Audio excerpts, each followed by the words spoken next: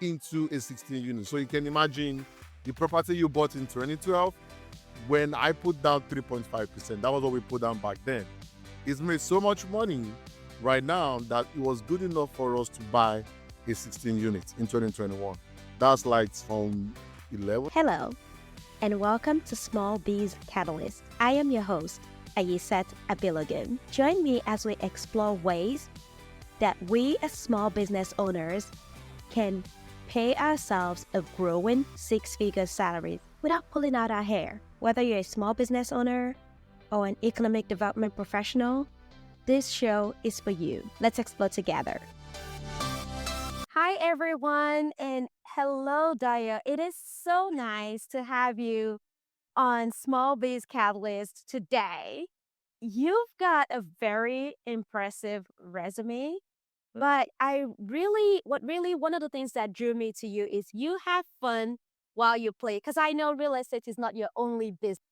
Yeah, I'm a man of many, things that I do. I get my hands dirty a lot. So yeah. But you have fun in each one of them, because one of the things that, even though I met you a few years ago, I really noticed again, we got connected again on Instagram because you were having fun on Saturday, where you emceed an event that was so near and dear to me. And I thought, oh my gosh. Then, of course, I started seeing stuff about your real estate. And then I remembered when Matt, as you do a lot. Now, one of the things that really just attracted me to you is the fact that you actually have a BSc in engineering. Just wanted to kind of let our audience know who you are. You have a BSc in engineering, and you are also a project management professional, and somehow you found yourself in real estate. Before we get into that, though, I want to share a few things. So if you're new to Small Biz Catalyst or you've listened to us before in the past, today's episode is all about using real estate as a growth income tool. So in today's episode, you're going to learn how to use real estate as a tool for growth, what it entails, what are some tools that would help you grow your real estate business. So maybe you've been thinking about it, or you're just not sure, or maybe you've heard a lot about it and you think it's all bogus.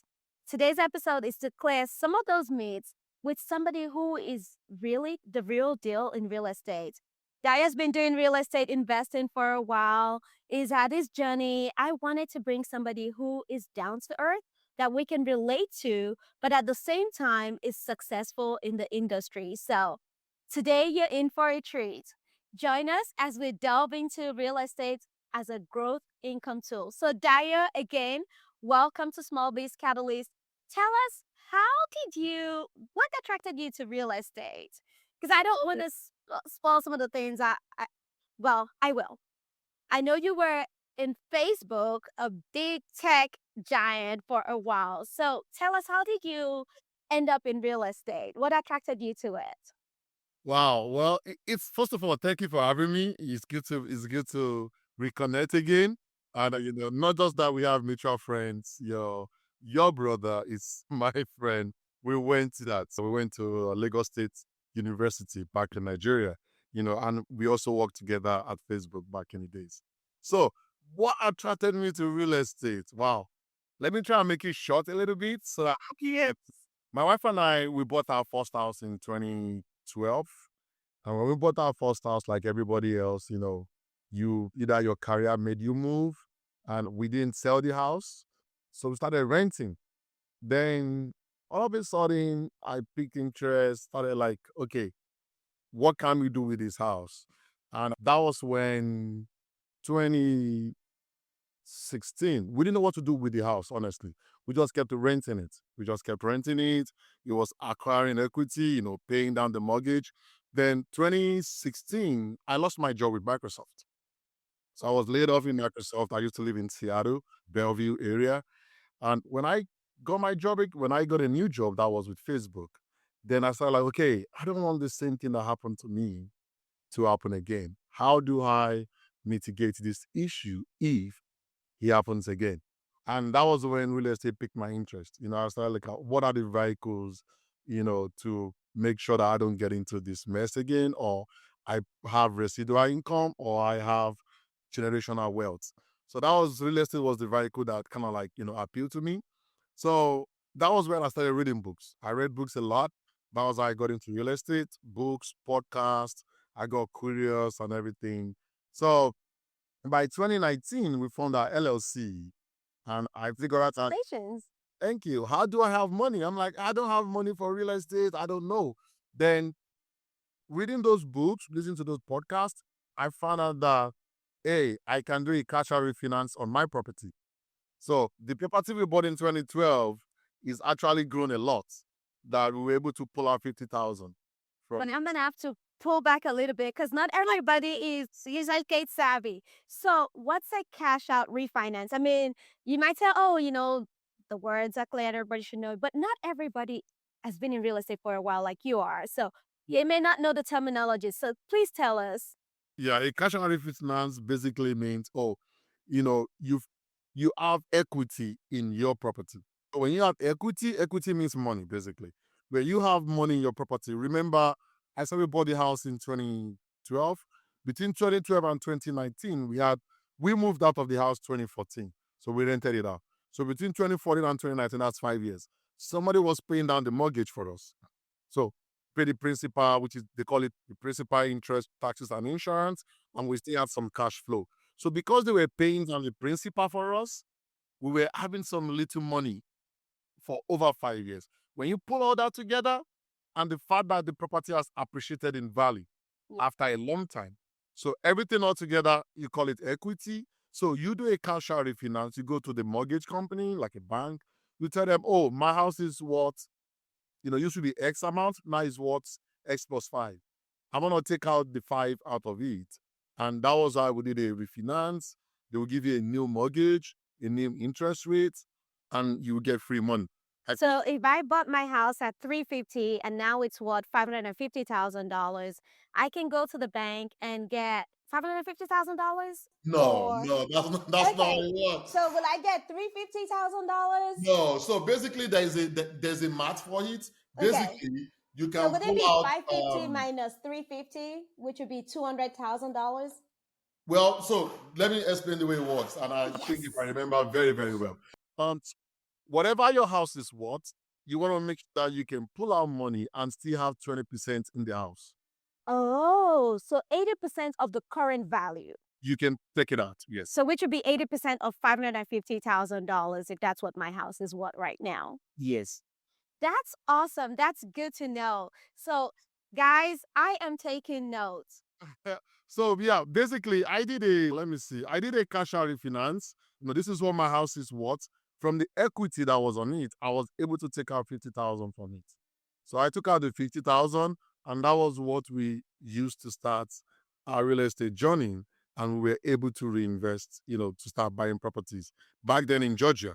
Then from Georgia, we kept growing. Then that was it.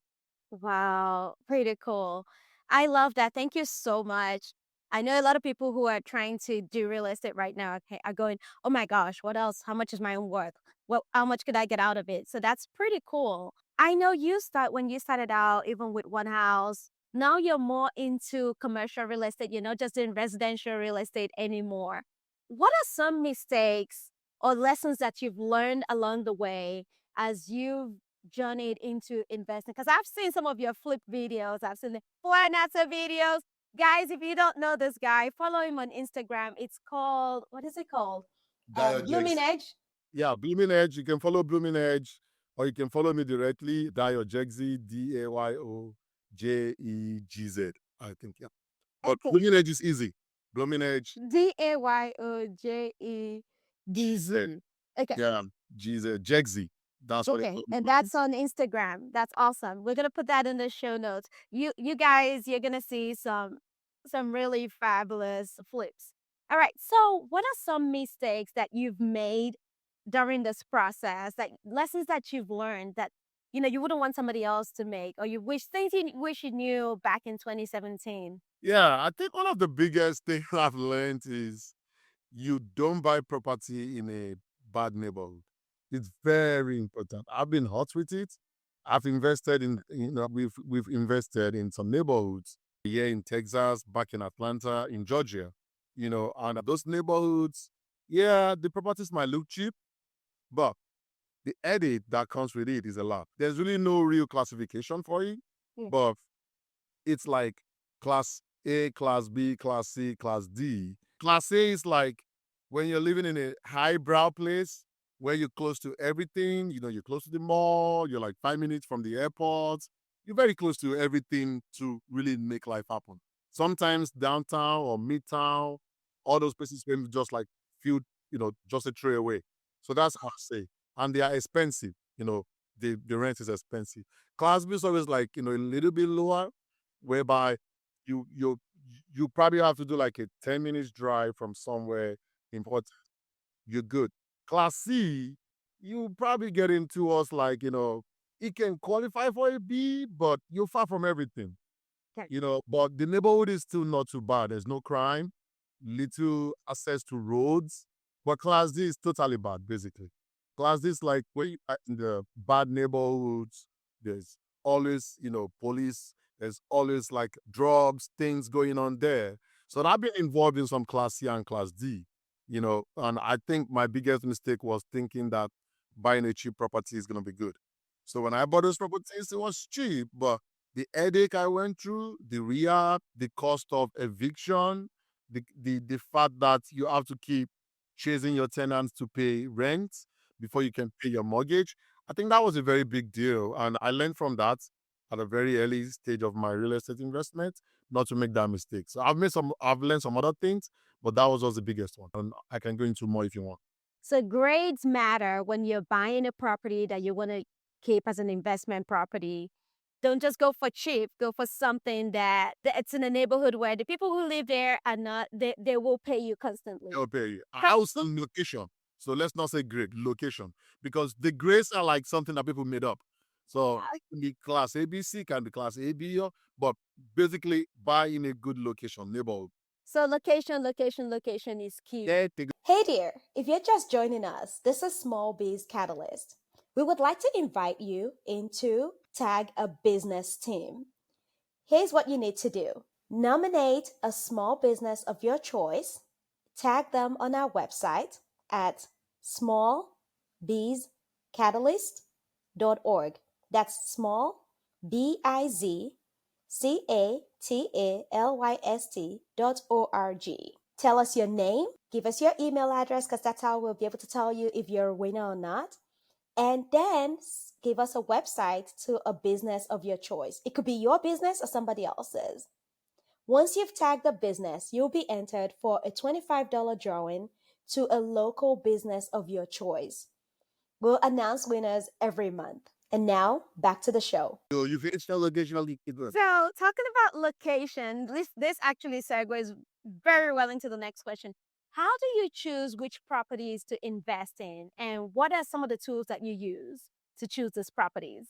Yeah. So basically, there's so many ways you can invest. So if you're asking me, I've done a single family, I've done multifamily, I'm currently doing flips, building commercial from ground up. So I'm kind of like, tried a couple of things. So I would say it depends on everybody. So are you asking me my or just the general how people should think about? What would you tell our audience today who are trying to kind of determine if real estate is a toolbox that they want to invest in? I think I'll probably advise them to start from single family, honestly, Okay. because it's like a step.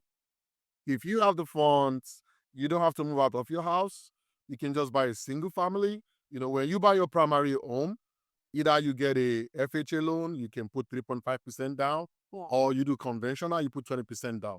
But when you are buying your own, maybe you use your LLC or you use your own name to buy your first investment property, you're probably going to drop 20% down because it's a business property.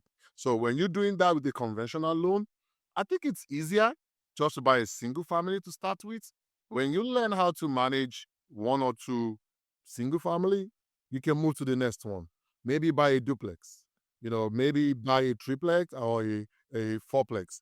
Now, the good thing is either you buy a single family, duplex, triplex, or fourplex, they are all under the same, they're classified under the same kind of home, single family homes. So whatever you can do because of the 20% down, you know, the more the property you want to buy, the value, the more the 20% you have to bring to the table.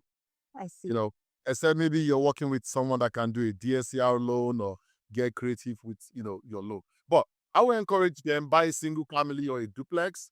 Then as you learn real estate, you can start moving into the units, 6 units, and you can get more into the commercial So space. you used a technical term that some of our audience might not be very familiar with. What's a DSCR loan?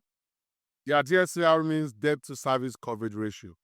So basically, the bank, I think is 1.2. That is good. They consider your debt, compared to, the loan to your income. So that's what is going to determine if you can get that loan. Most times, if you are buying a property and the rents can cover the mortgage, I'm not sure about this, but I think once you are above 1.2, then you are good. So that means your DSCR loan is good. Your debt to, the money that you bring in when they do the math times 100%. So once you're above 1.2, then you're good. And that means that the rent of that property, it can cover the loan that the bank is giving you. Then DSCR works. And that is an easier way to get qualified compared to when the banks want you to bring, your birth certificate, your social security, so what you ate last night, everything, so that's like the normal mortgage process. And Yes. they don't want to, it's okay for you to take money out of your account, but if money comes into your account, then there's a problem. You gotta write a letter. So, but DSCR makes it way more easier and you get creative with the banking. That's awesome. Thank you so much for that information. I'm wondering, is there a story in particular that you in your real estate journey that you think would be really cool to share with our audience? Wow, the good or the bad. How about one of each? So when I was buying duplexes well, this was a single family, and it was actually my wife's name back in Georgia. We bought a we bought a actually it was a duplex. Come to think about it, Del Park. It was a duplex. I just remembered now. We bought a duplex whereby one of the tenants, oh my god, he was a pain. He was she was something else. She stressed me so much. My wife started calling her my girlfriend. Like Jesus, it was a lot. She won't pay her rent on time. When she eventually pays the rent, that is when she will tell you the water is not working, the toilet is not flushing. Like she comes up with so many troubles every time. Like every time I have to chase her like on the 15th before she pays rent, then she's crying, please help me, don't evict me, because if I evict her, it's gonna go on our record. And then it might be even hard for her to, move out. And so even to get another place. Now, I have to, when she tries to get another place, the next landlord or owner is going to ask me for referral. Now, I don't want them to get a bad referral because, oh, she's not going to move out. Also, I'd want her to leave my place. So I'm like in a dilemma. Like, how bad? And also want to let her leave my house. So she was a pain. She was a pain in the back, and he was a lot of. It took me like almost 3-4 months before I could get rid of her. After Wow. almost 6 months of not paying rent. Whoa. Yeah, so it was a pain, but like I said, location, location, location. Yeah. I think the problem was I bought in the wrong location. I attracted the wrong people, and it led to the wrong people not paying rent. So that was a big one for me. But I really put that behind me, and I'm doing better now. You want a good story, right? Yes, I do. Well, I think one of the cool story was we bought a property. I don't manage that property right now. It's a 16 units. Bought a property that was really good during like when the pandemic was facing out. And what we did was, you remember the house I told you we bought in 2012?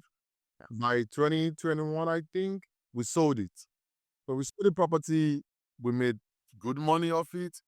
Then that was when I learned about 1031 exchange. A bit of Yes. it. I will talk about 1031, but I was We able to should. We should. I was That's able a to good one. transfer all the money from that property into a 16 unit. So you can imagine the property you bought in 2012, when I put down 3.5%, that was what we put down back then. It's made so much money right now that it was good enough for us to buy a 16 units in 2021. That's like from 11 years later or 9 years since 9 years later.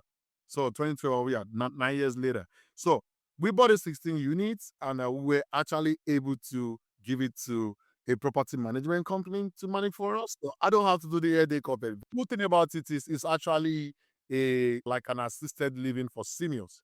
So the government actually pays most of the rent, while Awesome. government pays part of it. So we don't have to chase people around to pay the rent, and it was very comforting, and which it took us time to get to that process to learn and everything. But that's one of my portfolio that is doing very great, and I go to bed not worrying about that much. Okay, I cannot help but ask, how did you get it to become a government rental, like a living assistant for that the government is renting?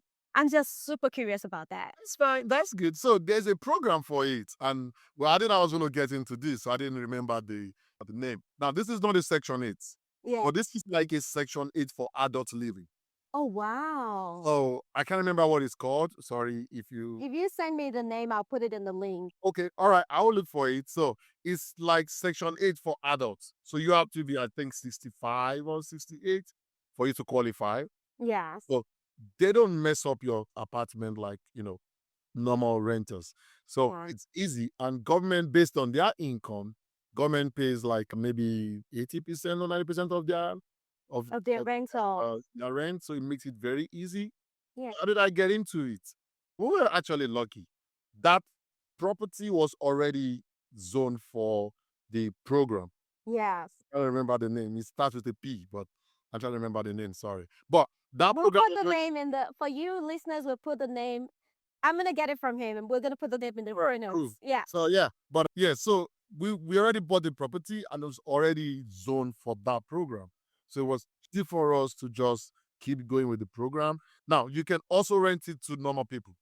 It's not like only the government. So if you don't have anybody that is 65 above, I think either 65 or 68. I know it's less than 70.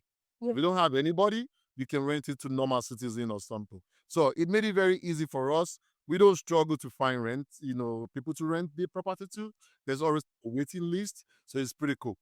So that's a good thing. Okay, we definitely have to put that, whatever that program is called, in the show notes. So I'm holding you to it. So another thing that I've noticed, I mean, you and your wife actually work together on a couple of projects, and it's so much fun to watch you on social media doing different things, working, not only in the investment business. I know you MC on weekends. Sorry, I'm putting all your business out there. Guys, he and Nancy, this is your guy. I mean, you would have fun. And I love that you two work together very well. And I think it really helped. What do you think that brings to your business, that relationship, having a healthy relationship? How does that help your business? It's actually fun. I think being able to understand each other's strengths and complement it goes a long way. We'll be married for by next month will be 12 years. So we've come a long way. So basically, of course, every marriage has had its own cycle. But after a while, we got to understand each other's strengths. I'm good with the real estate, maybe because I talk a lot, I don't know, or because I read a lot. But whatever the case is, my wife is really passionate with interior decor and she's really good with social media. So most of the videos that you see, she edits it. We also have a media team that helps us Reflection Universe. So let me put them in there. They help us with some editing. But my wife, if you see anything where I'm doing MC, some quick interior decor, that's my wife. So she loves doing all that. So knowing our strengths, knowing what she can do and knowing what I can do, we decided to come together and create something. So it also makes it easier for us to have something to always talk about. So when I do real estate, at the end of the day, during dinner, how was your day? I tell all my stories. Then she tell me all the cool things she wants to do. When I fix property, she's already seen all the visions of how she's gonna decorate the place, make it look good. It makes it more fun. Then she goes into our social media thing. She buys all this stuff. She's like, hey, I want this one here, that one there. So I know that was a time we used to like argue because I want to be involved in that. Then I found out that I'm not good at it. So I said, Love the experts do that. That's I'm all. cheating. I do my thing. And we gotta like just compliment each other. knowing what our strengths and weaknesses is and how we can help support each other. So yeah. So I have one last question for you. Last question. What advice do you have for today's entrepreneur? Whew. I've read a lot and I've heard so many things. So just to give you context, I jumped into the entrepreneur spirit. People say I shouldn't say I was laid off, but the truth was I was laid off at Meta, that's Facebook, last year. And I decided not to go back. I knew it wasn't gonna be easy. And I knew that, entrepreneur has its own challenges. It's something I've been doing on the side before the layoff came up. But my advice would be this. It's gonna be hard, it's gonna be tough. The days you might cry, you might doubt yourself. So one thing I told myself was just jump. That's what I called it. When people ask me, Dayo, how would you say your entrepreneur journey is? I just say jump. When I decided to go into entrepreneur, I made a post on my Instagram, my LinkedIn, and I think my Instagram. And it was I just said jump. I said jump and I put a Bible verse there, which, I discussed with my wife. We agreed on it. And I was like, when you jump, you don't look back. So don't look back, just jump. Trust what you believe in, trust your instincts. Hopefully, you have a partner that can support you. That's why I'm able to jump successfully. And I think I'm doing okay for now. But my advice would be this: if you are convinced that you're on the right path, jump and don't look back. That's what I was. Wow. Okay, so I know you said a lot, and I just want to unpack some of those things. Your journey to entrepreneurship was unexpected because you got laid off. And thank you for being so real about that and just letting that out there. Because for a lot of us, kind of like, with social media, we paint the beautiful pictures, the roses, and we forget that there's a background to that. There are thorny bushes to it. So you weren't expecting this, and I know it wasn't like you were fired. You were laid off because Facebook laid off a lot of people that time. In 2000. So Was a lot of them. And if you didn't have this to fall back on, you had already experimented and you were growing in it, didn't even know what to do, and you just decided to go and embrace it full time. Yes. And now you're not only just doing residential, you're doing commercial properties. And I've seen some of your portfolios. I mean, it's very impressive. And you're not working alone. You're collaborating because I know you've got investors with you. You've got partners that you work with. So you're not just doing this by yourself. You're actually, taking a village with you. And I know you're mentoring people, but at the same time, you're leaning on others.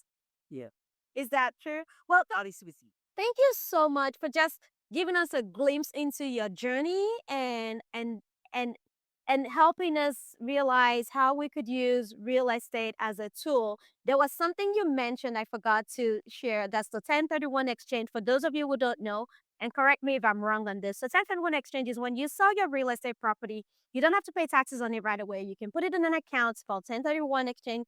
And for 6 months, you can decide what you want to do with it. If you put it into another real estate business, then you pay zero taxes on it. Am I correct?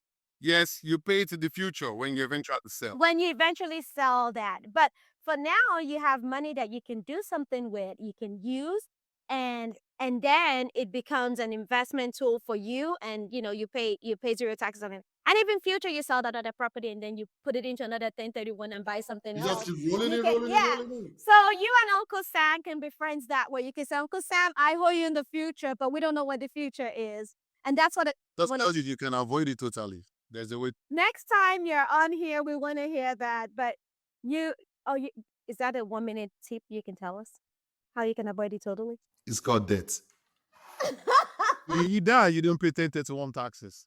So Ooh, okay. So keep rolling it over till you die. I like. going in until you die, your estate will not pay 1031.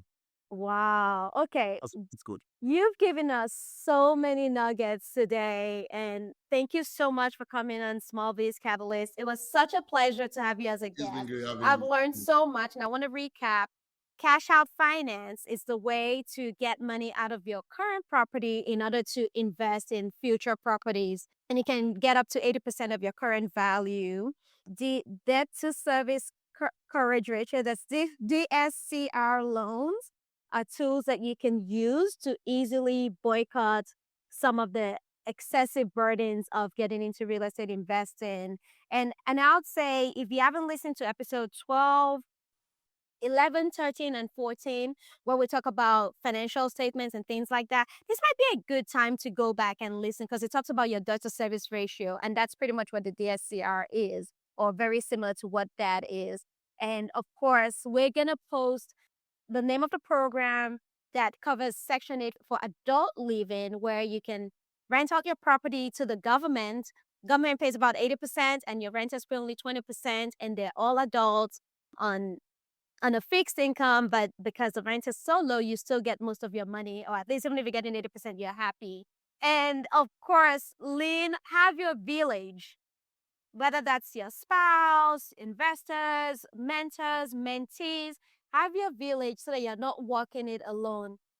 That's my recap today. And I just want to say thank you again. And if you need an MC, this guy travels. I've seen some of your travel videos. He travels to wherever you are to MC your occasion. And I know you do weddings, birthdays, and all special events. So sorry, I'm putting your business out there. UK for real estate. Much.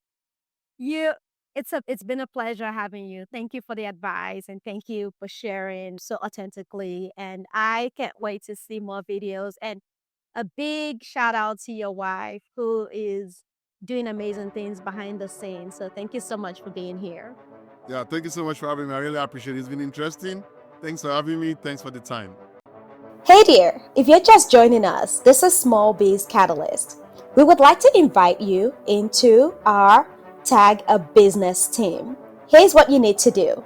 Nominate a small business of your choice, tag them on our website at smallbizcatalyst.org. That's small, BIZCATALYST.org. Tell us your name, give us your email address because that's how we'll be able to tell you if you're a winner or not. And then give us a website to a business of your choice. It could be your business or somebody else's. Once you've tagged the business, you'll be entered for a $25 drawing to a local business of your choice. We'll announce winners every month. And now, back to the show.